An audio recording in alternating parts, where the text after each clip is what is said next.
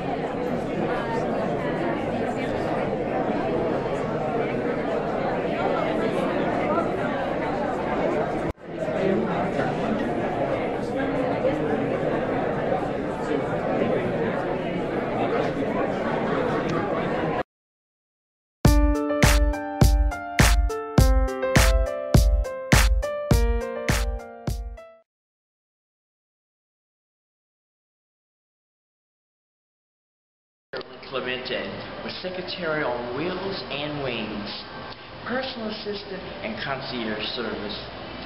I've been a merchant at the YPM virtual mall for about 5 months.